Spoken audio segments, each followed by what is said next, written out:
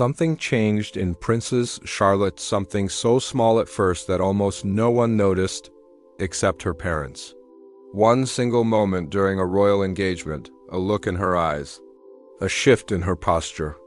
And suddenly Prince William and Princess Kate realized their little girl wasn't so little anymore. What happened next left them unexpectedly heartbroken.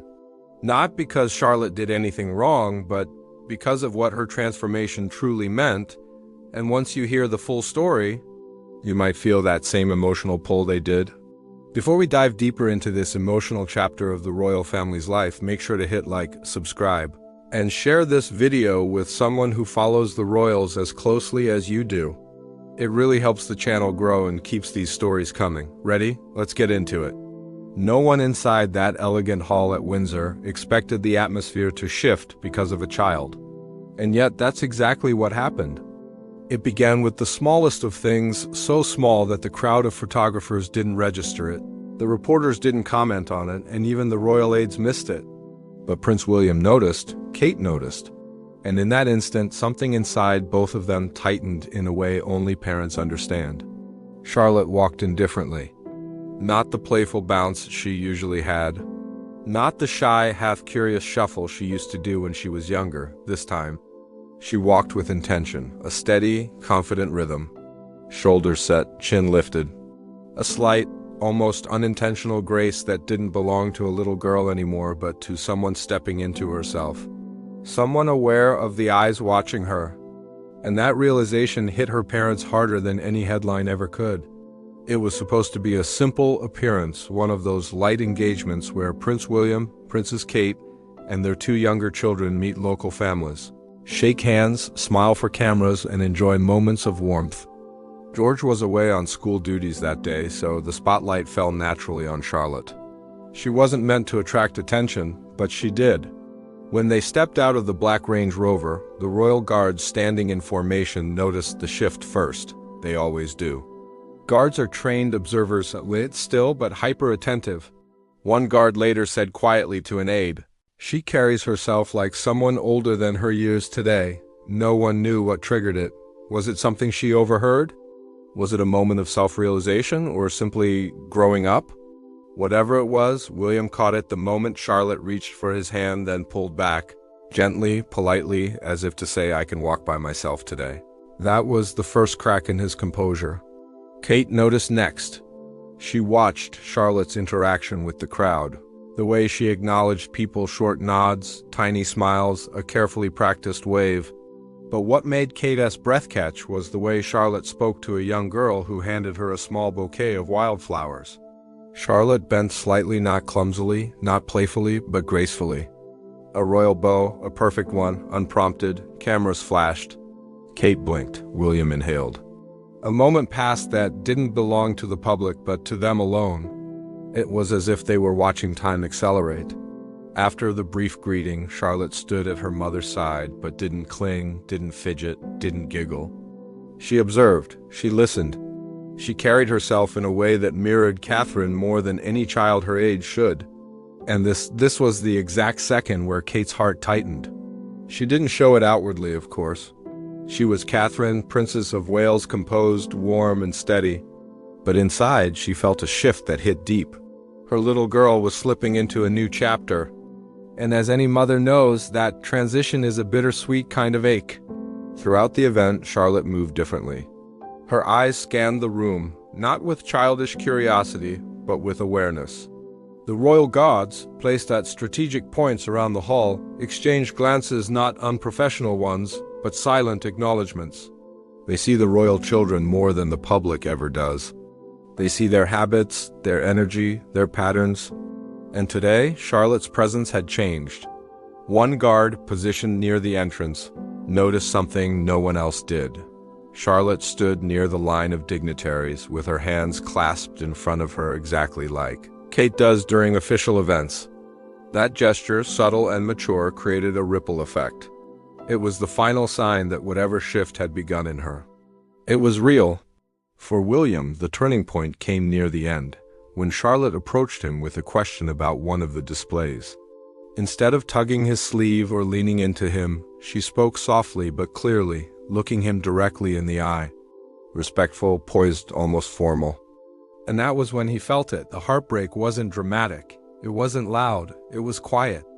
A small, invisible fracture that every parent experiences the first time they realize their child is no longer in the phase they thought they still had time to enjoy. For years, Charlotte had been the spirited one, the cheeky royal with expressive eyes, lively reactions, and charming unpredictability. The world loved her for it. The press adored her sass. And William and Kate, they treasured it, because in a world where their children's every move is dissected, Charlotte's authenticity was their anchor. But on this day, something softened inside her, not disappeared, not lost, just evolved. And that evolution was what neither William nor Kate were prepared for. As the event continued, one royal correspondent whispered to another, "She's growing into her role." A harmless comment. But those few words carried a weight only her parents felt fully. Charlotte wasn't just growing up. She was stepping into the royal mold, a mold that comes with expectations, duties, pressures, and a spotlight that never dims. And that's what left her parents heartbroken. Not out of sadness, but out of love. A deep, parental ache at seeing childhood shift into something more demanding. When the family finally exited, the royal guards once again stood in formation. But this time, a few of them looked at Charlotte with something new in their eyes. Respect, recognition, acknowledgement that the little princess who once tugged on their uniforms and asked curious questions was now carrying herself like a young royal in training. As they reached the car, Charlotte paused and looked back at the hall, as if absorbing the moment. Kate watched her daughter's profile, calm, focused, composed, and felt a quiet ache settle in her chest. William placed a subtle hand on Kate's back, sensing it instantly. No words were needed. When the car doors closed and the cameras faded, Kate finally spoke, her voice almost a whisper. "She's changed, isn't she?" William nodded. "She is." Then, after a pause, "She's growing into who she's meant to be." Kate smiled softly, but her eyes told the true story, one of pride and heartbreak woven together. Because the moment everything changed wasn't dramatic. It wasn't public. It wasn't loud. It was simply the day their daughter walked into a room, and walked out someone just a little older. The car ride back to Windsor was quiet in a way that felt unusual. Not tense, not awkward, just thoughtful. Charlotte sat between her parents, legs swinging gently, humming a tune she liked from her school choir. To anyone else, she looked the same as always, bright, polite, completely at ease. But to William and Kate, she looked different. Or maybe they were different now, after what they'd witnessed earlier. As the Range Rover hummed along private roads, the silence wasn't from discomfort. It was from realization. That kind of soft, heavy realization that settles in slowly, like mist on a window. The kind that makes parents glance at their child when she isn't looking. Try to memorize her in this moment. Knowing moments like these don't last forever. When they finally arrived inside Adelaide Cottage, Charlotte skipped ahead, calling for Lupo too, the family's dog, to come greet her. Her laughter echoed down the hallway, bright and familiar. And for a few seconds, William and Kate stayed by the door, simply listening. It almost broke them, because that laughter, it was the sound of childhood. And today had reminded them that childhood doesn't stay still. Kate was the first to speak, once Charlotte disappeared into her room. Did you see how she bowed? When did she learn that? She wasn't upset. Her voice held that soft ache of someone who just watched time speed up without warning.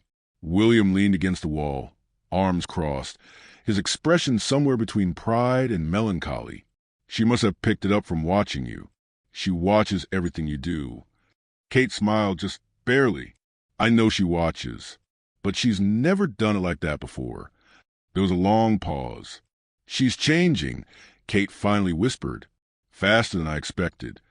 William didn't respond right away. He walked further into the room, glanced at a family photo on the table.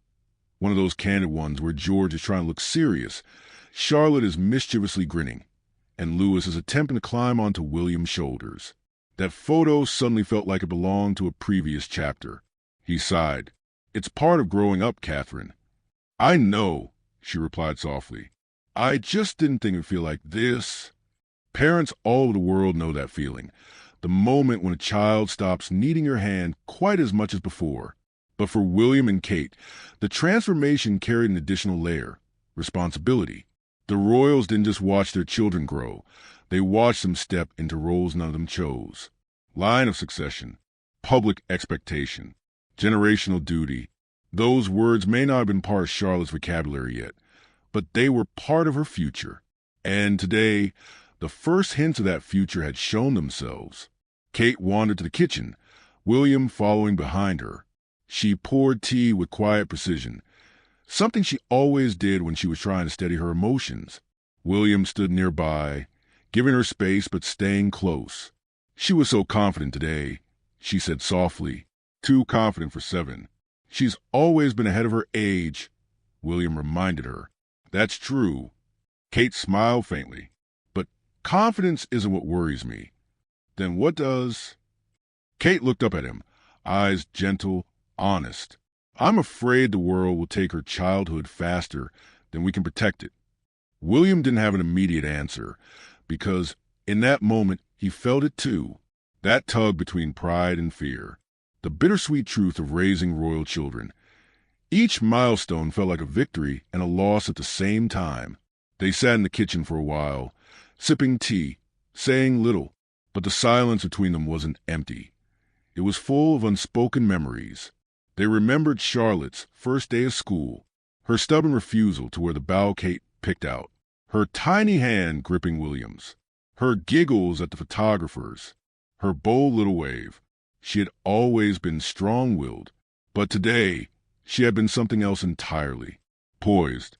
And poised children grow into poised adults. Fast. Later that evening, when Charlotte entered the kitchen asking for strawberries, William and Kate watched her with new eyes. The way she organized the fruit on her plate. The way she said, "Thank you," without being reminded. The way she wiped the counter after she accidentally left a crumb trail. Small things, barely noticeable. But when parents are emotionally aware, small things speak loudly. Charlotte hopped onto a stool and swung her legs again, talking about her day, about a girl in her class who brought a pet snail for show and tell, about the dog she saw on the street earlier that wore boots. Her voice was bubbly, her gestures full of childhood, her innocence still intact. And yet, beneath those moments of normalcy, William and Kate saw echoes of the future version of her. A young woman who would one day stand beside her brother during ceremonies, smile for photographers, greet leaders, represent the crown. It felt far away before. Today it felt closer. When Charlotte went upstairs to change into pajamas, Kate leaned her head on William's shoulder.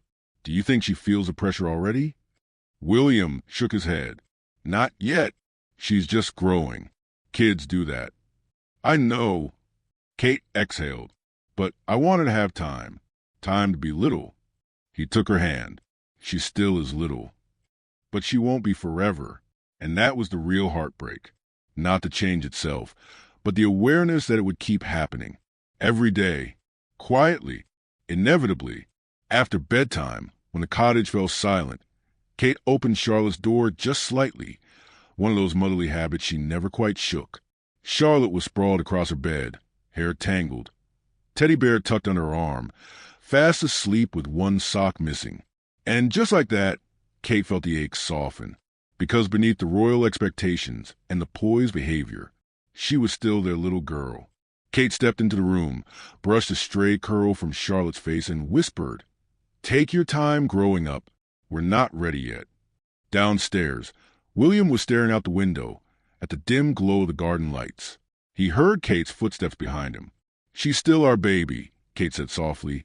"Yes," he replied, "but she's also becoming herself." He wrapped an arm around her, and together they watched the night settle quietly around the cottage. It wasn't sadness that filled them. Not really. It was the acceptance that love hurts sometimes, not because anything is wrong, but because everything is changing. Charlotte's transformation wasn't dramatic. It wasn't sudden. It was simply the beginning of a new phase, one her parents knew they couldn't slow down, only cherish. And behind palace doors, in the quiet of their family home, William and Kate held that truth gently. The world saw a poised young princess, But her parents saw something deeper. A little girl standing right between who she had been and who she was becoming. Long before the world ever sees the polished photographs or the carefully selected footage, the royal guard see everything first. They're the silent witnesses, the watchful protectors, the ones who notice the subtle moments that slip past everyone else, moments too small for headlines but too powerful to ignore. And when it came to Princess Charlotte's sudden shift, the guards were the first to sense it. Most people don't realize this, but the guards don't just stand still in red uniforms and tall hats. They rotate, observe, communicate quietly through subtle signals. They are trained to read posture, expressions, micro-movements, because danger often shows up in a twitch, not a shout. They are also trained to observe the royal children not out of curiosity, but out of necessity. A child who suddenly changes behavior may be frightened, or overwhelmed, or uncomfortable. So the guards watch closely, always ready. That's why, on that quiet morning before the engagement, several guards exchanged quick glances the moment Charlotte stepped out of the car. She didn't cling to her father. She didn't hide behind her mother. She walked as if she knew exactly where she was going. Her stride was small, but steady, confident, controlled. One guard standing at the front entrance, an older man with more than a decade of service, later said quietly to a colleague, "She carries herself like she understands the crown on her head, even if she doesn't feel the weight of it yet." Those words stayed with everyone who heard them. When Charlotte entered the hall earlier that day, the guard saw something in her demeanor that didn't belong to a 7-year-old.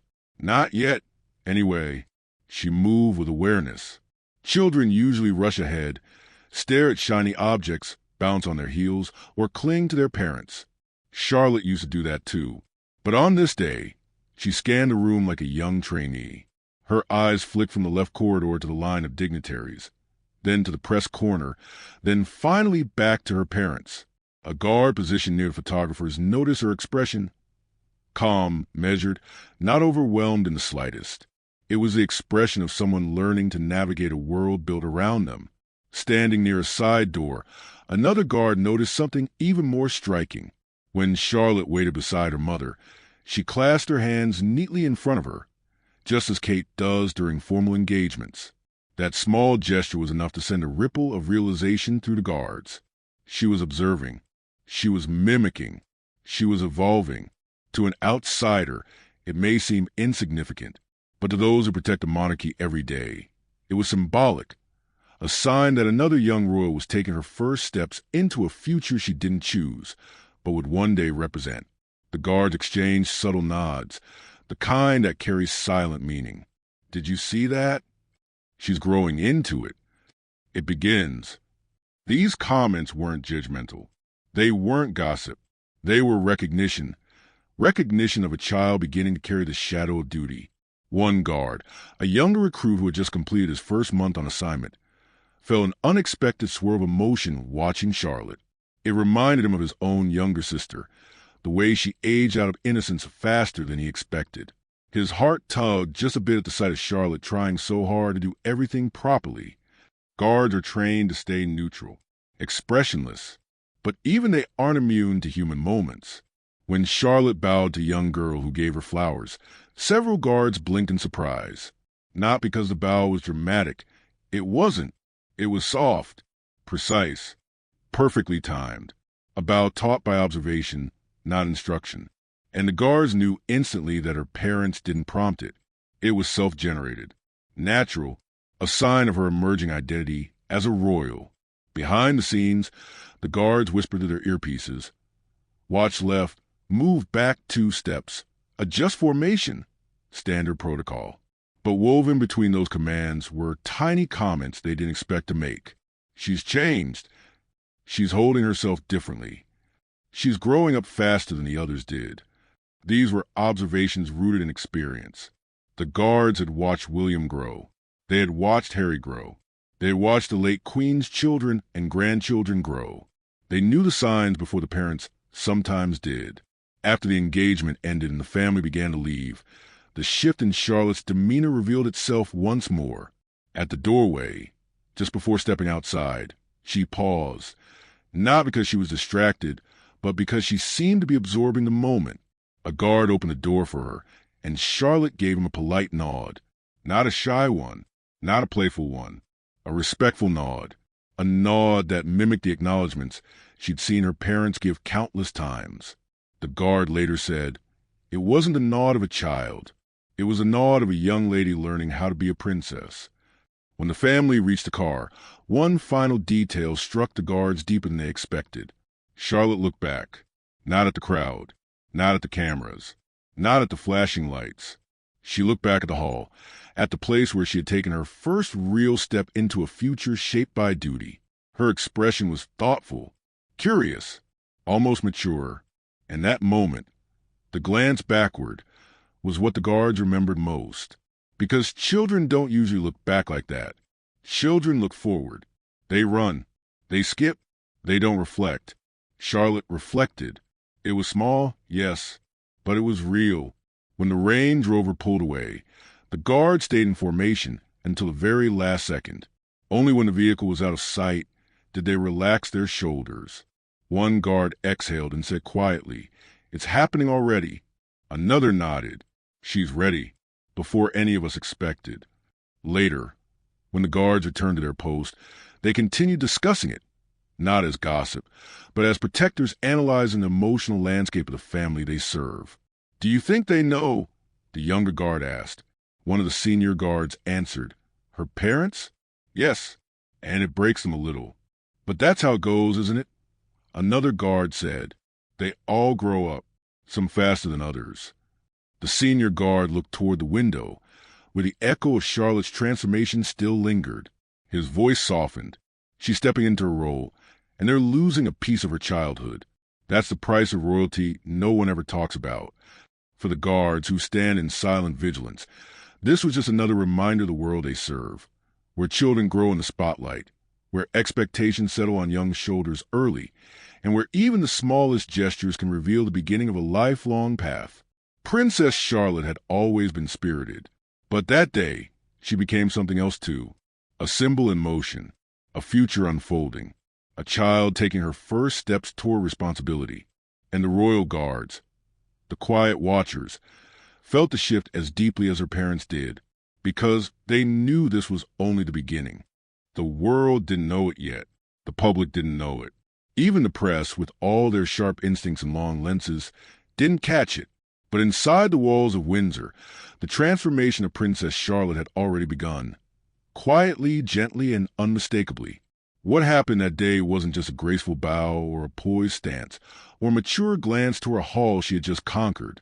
It was the beginning of a new version of her emerging, one shaped by her unique place in the royal family. Not the heir like George, not the cheeky youngest like Louis, but the steady center, the balancing force between responsibility and personality. And over the next few days, that shift continued to reveal itself. It started with her mornings. Charlotte used to wake up with her hair wild, her pajamas mismatched, and a stuffed toy tucked under her arm. She would yawn dramatically, ask for breakfast loudly, and bounce through the hallway like a tiny storm of energy. But now, she came downstairs with a calm confidence that felt new. Not serious, not stiff, just composed. She walked instead of ran. She greeted the staff with a polite "good morning," instead of shouting from across the room. The house staff noticed immediately. "She's growing up fast," one of them murmured in the kitchen. But it wasn't just her behavior. It was her awareness, the way she seemed to study everything more deeply, the way she watched her parents, absorbing the smallest details, the way she listened before speaking. One afternoon, she sat beside Kate during a meeting with their team. Nothing sensitive, just planning upcoming engagements.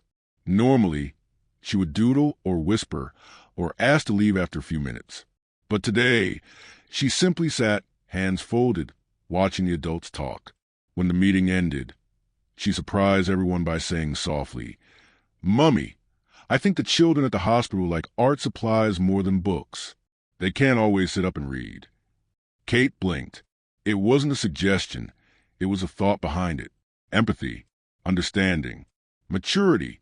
Charlotte was observing the world differently now. And the more she observed, the more she grew into herself. Her school teachers noticed the shift too. She still had her playful spark. She still giggled with her friends, still loved sports, still climbed the playground equipment with zero hesitation. But there was a new sense of responsibility woven into it. When a younger student tripped and scraped his knee, Charlotte was the first to kneel beside him. When a homework assignment confused a friend, she offered to explain it. When a shy new student entered the classroom, Charlotte invited her to join their lunch group. These weren't acts performed for attention or praise.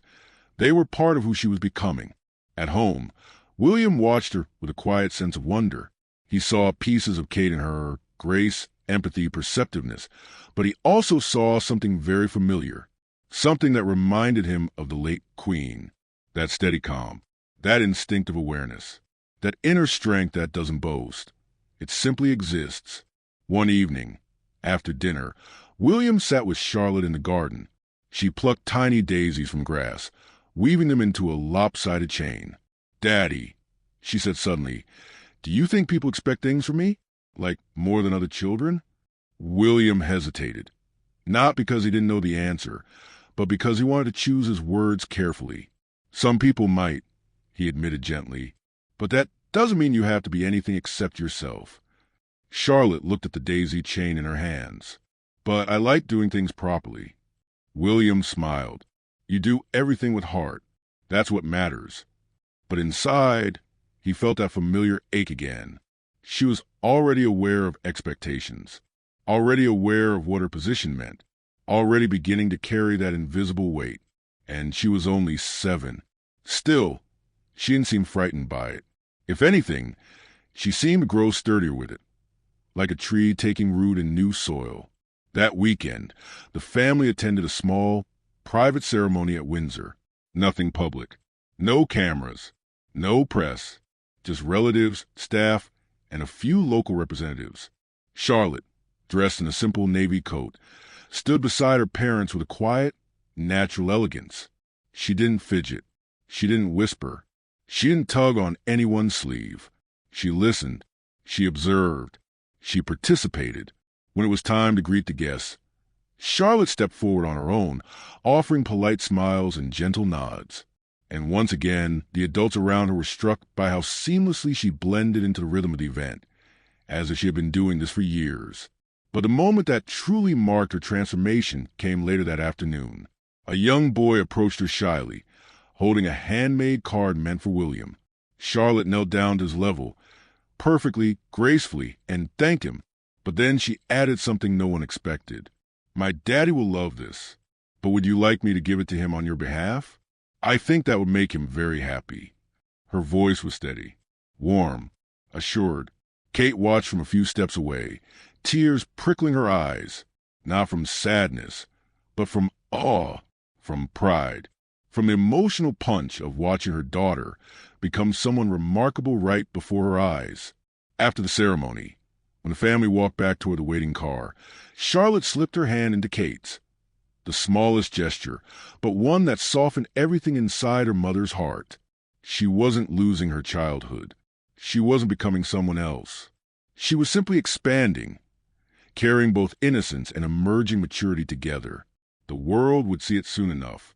And when they did, they would say she was growing up, or becoming poised, or showing royal confidence.